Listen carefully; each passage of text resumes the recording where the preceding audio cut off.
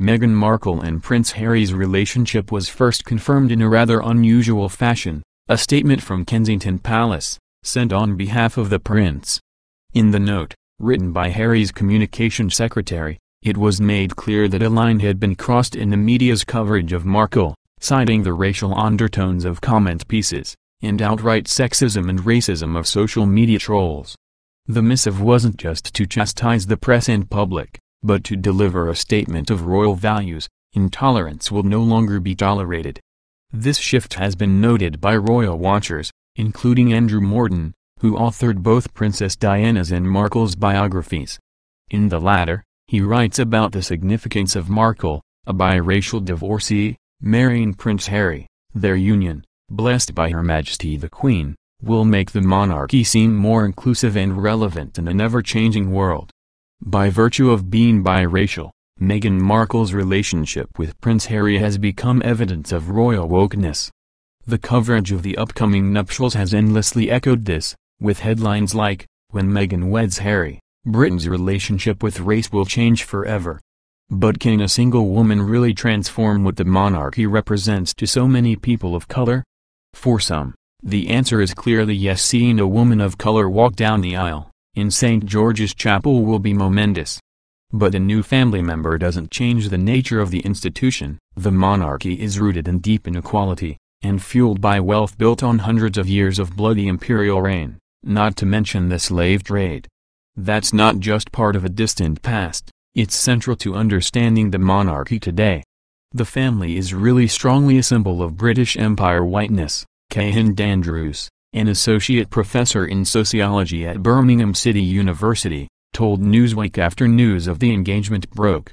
Having a splash of coffee in the monarchy doesn't make any bit of a difference. It doesn't change what the monarchy is, it doesn't change what it represents. Seeing a biracial woman marry a Windsor only seems like progress in a world where, for centuries, someone like her wouldn't have been considered worthy or even human enough to marry a royal.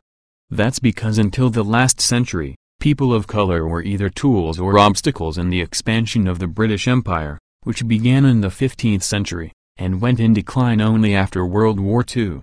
The assumption of racial superiority was both a powerful motivator and justification for the conquest and looting of a quarter of the world's land mass. Not only were millions of people of color subjected to horrific violence in the name of empire, from enslaved Africans to massacres of those in resistance movements in India, the treatment of colonies that remained largely non-white was markedly different. At a time where the British withheld self-governance from India, it allowed it in Canada, Australia and New Zealand, states that became white majorities through mass migration and decimation of indigenous populations. And when the British finally relented to nationalist movements clamoring for self-determination, it required a royal witness be present when its flag was lowered to make way for a new one. Apparently, people of color were not even to be trusted in announcing their own freedom. The size and influence of the British Empire changed markedly during Queen Elizabeth II's lifetime. The rapid wave of decolonization happened largely during her reign. And that's precisely why some think Markle's entry to the family deserves so much attention. If nothing else, the wedding of the second son of Prince Charles and the late Diana, Princess of Wales, show how much and how far the royal family, and the British nation, have changed and evolved during the reign of Queen Elizabeth II, writes biographer Andrew Morton in Meghan, a Hollywood Princess.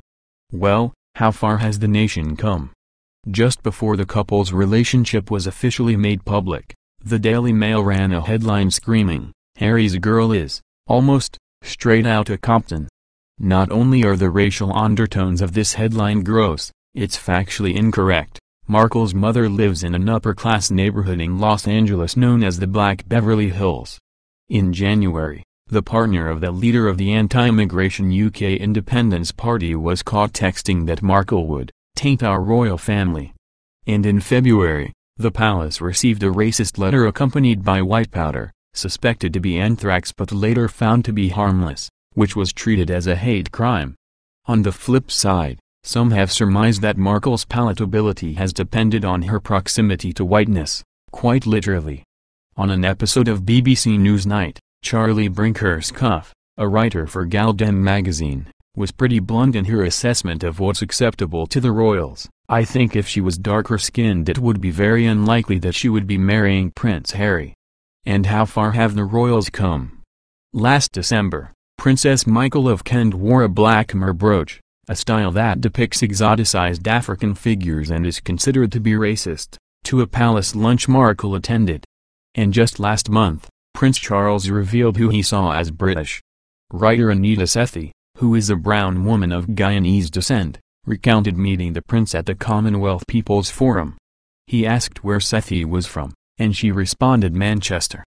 According to Sethi, he laughed and quipped, "Well, you don't look like it." It makes one wonder if Prince Charles met Markle, under different circumstances he could imagine her becoming a British citizen, let alone a member of his family. But Charles's comment also reveals an ignorance of the country's not-so-distant past. Sethi herself is a descendant of indentured laborers brought to the Caribbean, from India by the British. While the past can't be changed, it can be reckoned with. In the case of the royals, forget reparations, the monarchy has yet to even apologize for its role in the slave trade, or the ongoing impacts of colonialism. To put the gargantuan task of rectifying this even symbolically onto Markle is absurd. And the idea that an enthusiastic celebration of a person of color entering into the royal family will sanitize this rotten history is downright offensive.